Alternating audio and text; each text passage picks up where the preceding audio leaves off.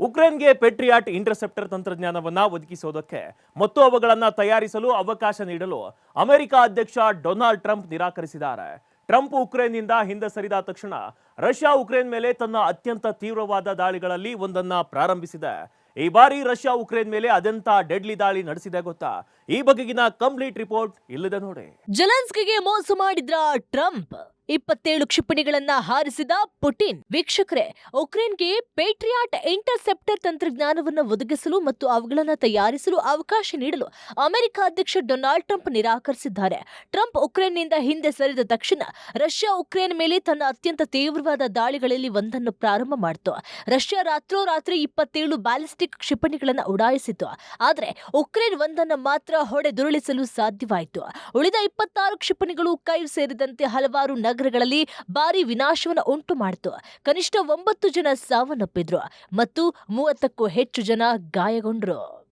ಇನ್ನು ಇದಕ್ಕೆ ಪ್ರತಿಕ್ರಿಯೆಯಾಗಿ ಉಕ್ರೇನ್ ಕಪ್ಪು ಸಮುದ್ರದಲ್ಲಿ ರಷ್ಯಾದ ದೊಡ್ಡ ಕಂಟೈನರ್ ಹಡಗನ್ನ ಮುಳುಗಿಸಿತು. ದೇಶವು ಈಗ ಪೇಟ್ರಿಯಾಟ್ ಇಂಟರ್ಸೆಪ್ಟರ್ ಕ್ಷಿಪಣಿಗಳ ತೀವ್ರ ಕೊರತೆಯನ್ನು ಎದುರಿಸ್ತಾ ಇದೆ ಅಂತ ಉಕ್ರೇನಿಯನ್ ಅಧ್ಯಕ್ಷ ಜೆಲೆನ್ಸ್ಕಿ ಹೇಳಿದ್ದಾರೆ. ಅದಕ್ಕಾಗಿ ರಷ್ಯಾ ಬ್ಯಾಲಿಸ್ಟಿಕ್ ಕ್ಷಿಪಣಿ ದಾಳಿಯನ್ನ ಮುಂದುವರಿಸ್ತಾ ಇದೆ ಅಂತ ಅವರು ಹೇಳಿದ್ದಾರೆ. ಪ್ರತಿ ಇಂಟರ್ಸೆಪ್ಟರ್ ಜೀವಗಳನ್ನು ಉಳಿಸಬಹುದಾದ್ದರಿಂದ ಅವುಗಳನ್ನ ಗೋದಾಮುಗಳಲ್ಲಿ ಸಂಗ್ರಹಿಸುವ ಬದಲು ಉಕ್ರೇನ್ಗೆ ಪೇಟ್ರಿಯಾಟ್ ವ್ಯವಸ್ಥೆಗಳನ್ನ ತಕ್ಷಣವೇ ತಲುಪಿಸುವಂತೆ ಜೆಲೆನ್ಸ್ಕಿ ಪಾಶ್ಚಿಮಾತ್ಯ ದೇಶಗಳಿಗೆ ಮನವಿಯನ್ನ ಮಾಡಿದ್ರು. ಟ್ರಂಪ್ರ ಯೂಟರ್ನ್ ಪರಿಸ್ಥಿತಿಯನ್ನ ಉಲ್ಬಣಗೊಳಿಸುತ್ತೆ. ಕೆಲವು ವಾರಗಳ ಹಿಂದೆ ನ್ಯಾಟೋ ಶೃಂಗಸಭೆಯಲ್ಲಿ ಉಕ್ರೇನ್ ತನ್ನದೇ ಆದ ಪೇಟ್ರಿಯಾಟ್ ಇಂಟರ್ಸೆಪ್ಟರ್ಗಳನ್ನು ಅಭಿವೃದ್ಧಿಪಡಿಸಲು ಅಮೆರಿಕ ಅನುಮತಿಸಬಹುದು ಅಂತ ಟ್ರಂಪ್ ಸುಳಿವನ್ನ ಕೊಟ್ಟಿದ್ರು. ಆದಾಗ್ಯೂ ಕ್ಯಾಂಪ್ ಡೇವಿಡ್ನಲ್ಲಿ ನಡೆದಂತಹ ಕ್ಯಾಬಿನೆಟ್ ಸಭೆಯಲ್ಲಿ ಅಂತಹ ಸೂಕ್ಷ್ಮ ತಂತ್ರಜ್ಞಾನವನ್ನು ಒದಗಿಸುವುದು ಸುಲಭವಲ್ಲ ಮತ್ತು ಯುಎಸ್ ತೀವ್ರ ಎಚ್ಚರಿಕೆಯನ್ನು ವಹಿಸಬೇಕು ಅಂತ ಅವರು ಹೇಳಿದ್ದಾರೆ. ಭವಿಷ್ಯದಲ್ಲಿ ಇಂಥ ತಂತ್ರಜ್ಞಾನ ದುರುಪಯೋಗವಾಗುವ ಅಪಾಯವನ್ನ ಸಂಪೂರ್ಣವಾಗಿ ನಿರ್ಲಕ್ಷಿಸಲಾಗುವುದಿಲ್ಲ ಅಂತ ಅವರು ಹೇಳಿದ್ದಾರೆ. ಈ ನಿರ್ಧಾರದ ಕೆಲವೇ ಗಂಟೆಗಳಲ್ಲಿ ರಷ್ಯಾ ಉಕ್ರೇನ್ ಮೇಲೆ ಪ್ರಮುಖ ದಾಳಿಯನ್ನು ನಡೆಸಿತು. ರಾಜಧಾನಿ ಕೈವ್ ಜೊತೆಗೆ ಸುಮಿ, ಕಾರ್ಕಿವ್ ಮತ್ತು ಪೋಲ್ಟವಾ ಪ್ರದೇಶಗಳನ್ನು ಸಹ ಗುರಿಯಾಗಿಸಲಾಗಿತ್ತು. ಜನರನ್ನ ರಕ್ಷಿಸಲು ಪ್ರಯತ್ನ ಮಾಡ್ತಾ ಇದ್ದಾಗ ಮತ್ತೊಂದು ಕ್ಷಿಪಣಿಗೆ 22 ವರ್ಷದ ಪೊಲೀಸ್ ಅಧಿಕಾರಿಯೊಬ್ಬರು ಬಲಿಯಾದ್ರು. ಈ ದಾಳಿಯ ಅತ್ಯಂತ ಅಪಾಯಕಾರಿ ಅಂಶ ಅಂದ್ರೆ ರಷ್ಯಾ ಹಾರಿಸಿದ 27 ಬ್ಯಾಲಿಸ್ಟಿಕ್ ಕ್ಷಿಪಣಿಗಳಲ್ಲಿ ಉಕ್ರೇನ್ ಒಂದನ್ನ ಮಾತ್ರ ತಡೆ ಹಿಡಿಯಲು ಸಾಧ್ಯ ಆಯಿತು. ಉಳಿದ ಎಲ್ಲಾ ಕ್ಷಿಪಣಿಗಳು ತಮ್ಮ ಗುರಿಗಳನ್ನ ತಲುಪಿತು.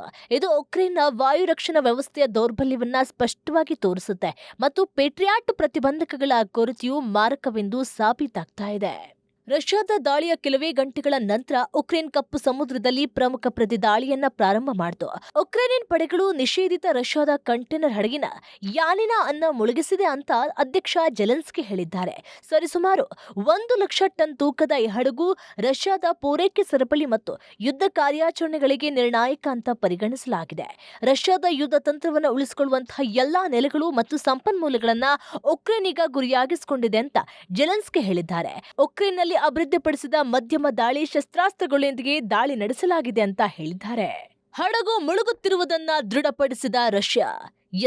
ಕೈವ್ ಇಂಡಿಪೆಂಡೆಂಟ್ನಲ್ಲಿ ವರದಿಯ ಪ್ರಕಾರ ರಷ್ಯಾದ ಸರ್ಕಾರಿ ಸ್ವಾಮ್ಯದ ಪರಮಾಣು ಕಂಪನಿ ರೋಸಾಟಮ್ ಸಹ 2 ಉಕ್ರೇನಿಯನ್ ನೌಕಾ ಡ್ರೋನ್ಗಳಿಗೆ ಡಿಕ್ಕಿ ಹೊಡೆದ ನಂತರ ಹಡಗು ಕಪ್ಪು ಸಮುದ್ರದಲ್ಲಿ ಮುಳುಗಿದೆ ಅಂತ ಒಪ್ಪಿಕೊಂಡಿದೆ. ಕಂಪನಿಗಳ ಪ್ರಕಾರ ನೋವೊರೋಸಿಸ್ಕ್ ಬಂದರಿನಿಂದ ಸುಮಾರು 130 ನಾಟಿಕಲ್ ಮೈಲುಗಳಷ್ಟು ದೂರದಲ್ಲಿರುವಂತಹ ಅಂತಾರಾಷ್ಟ್ರೀಯ ನೀರಿನಲ್ಲಿ ದಾಳಿ ನಡೆದಿದೆ.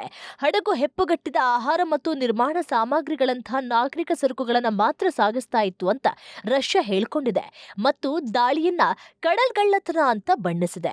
ಆದಾಗ್ಯೂ ಹಡಗಿನಲ್ಲಿದ್ದ ಎಲ್ಲಾ 17 ಸಿಬ್ಬಂದಿಯನ್ನ ಸುರಕ್ಷಿತವಾಗಿ ರಕ್ಷಿಸಲಾಗಿದೆ ಅಂತ ಹೇಳಿದ್ದಾರೆ.